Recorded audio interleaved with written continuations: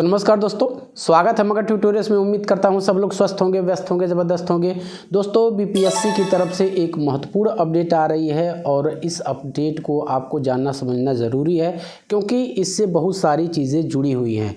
आप लोग को पता होगा TRE 3 जिसकी भर्ती प्रक्रिया लगभग हम कह सकते हैं कि पूरी हो चुकी थी, एग्ज़ाम हो चुका है। उसका जो लोग भी एग्ज़ाम में शामिल हुए हैं, मैं सिर्फ NIOS DLED के लिए नहीं ये बातें कह रहा हूँ, बल्कि जो भी रेगुलर DLED भी उसमें शामिल है, तो वो अपना मार्कशीट या अंक जो है वो जो आयोग की वेबसाइट है उस पर जाके देख सकते हैं। इसकी नोटिफिकेशन आ चुकी है और वो नोटिफिकेशन भी मैं आपको दिखाऊंगा। लेकिन उस नोटिफिकेशन में कुछ चीज़ें हैं जो आपको जाननी चाहिए, समझनी चाहिए।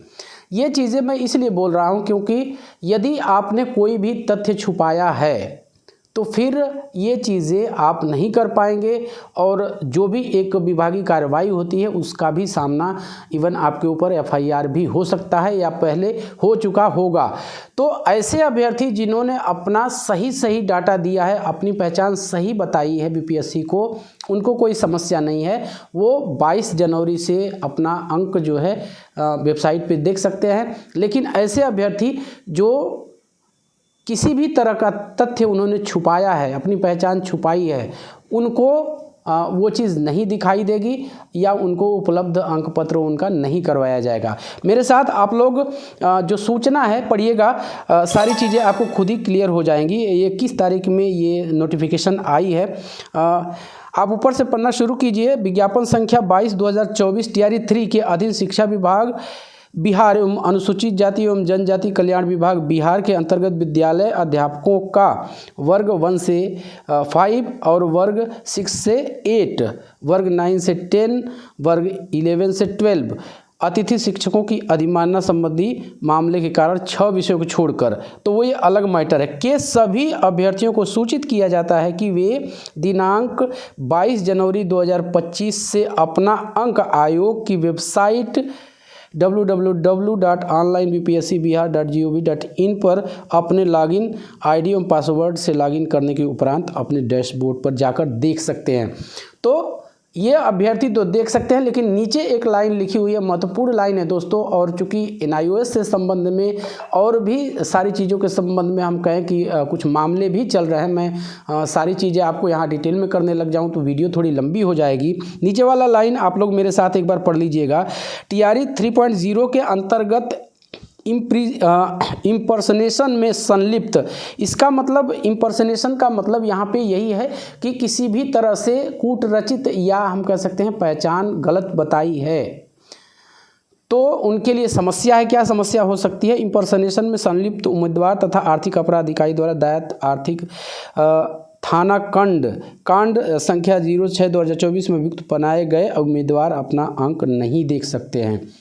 तो ये जो नोटिफिकेशन है, सूचना है, आप लोगों ने देखी पढ़ी। अब यहाँ पे इम्पर्सनेशन का मतलब किसी भी तरह का यदि आपने एप्लीकेशन में अपने तथ्य छुपाया है तो फिर आपके लिए समस्या है। जो जेन्युइन अभ्यर्थी हैं उनको घबराने की ज़रूरत नहीं है। वो अपना जाके अंक पत्र किस विषय में उनको कितना मिला हुआ है वो आयोग की वेबसाइट के डैशबोर्ड पे जाके देख सकते हैं।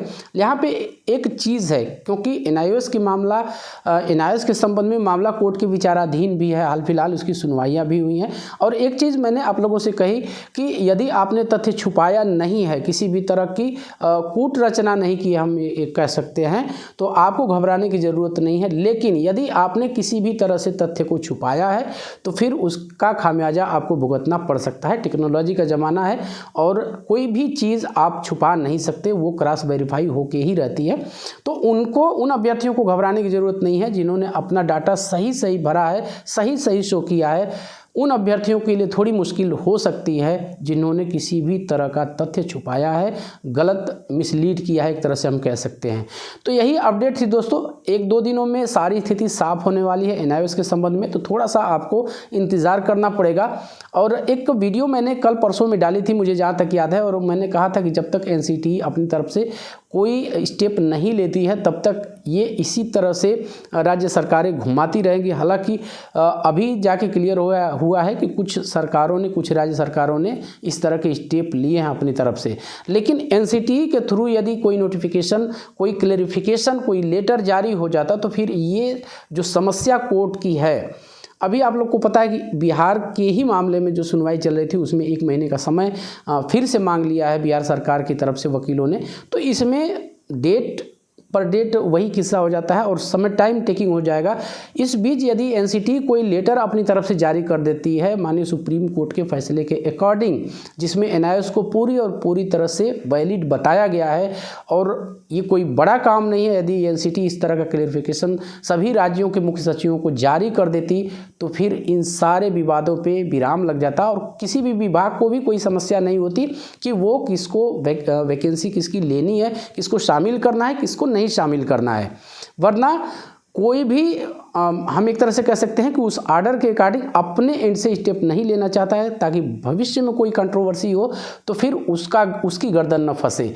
इसीलिए मैं फिर से एक बार इस बात को दोहराता हूं कि एनसीटी का कदम इस मामले में महत्वपूर्ण हो सकता है, जैसा कि इतिहास भी बताता है और यही चीज़ें मैंने वीडियो में बताने की कोशिश की थी। तो अभी फ़िलहाल एक अच्छी खबर है और हम यूँ कह सकते हैं कि यहाँ TRE 3 में एनआईओएस को शामिल करवाने के लिए मामला भी चल रहा है। इस बीच इस नोटिफिकेशन का क्या मतलब है, कुछ और चीज़ें मैं निकालने की कोशिश कर रहा हूँ, वो चीज़ें पता चल जाती हैं चाहे किसी भी माध्यम से। तमाम चीज़ें हैं, तमाम लोग हैं जिनसे बात करके इन चीज़ों के बारे में जानकारी मिलेगी तो वो आपसे मैं शेयर करूँगा। तो बस दोस्तों यही था आज की इस वीडियो में। उम्मीद करते हैं कि आपको वीडियो पसंद आई होगी और चलते चलते वही रिक्वेस्ट देता हूँ, कृपया इस चैनल को लाइक शेयर और सब्सक्राइब जरूर करें दोस्तों। जब आप ऐसा करते हैं तो हमें एक मोटिवेशन ज़रूर मिलता है। मिलते हैं अगली वीडियो में, तब तक के लिए नमस्कार।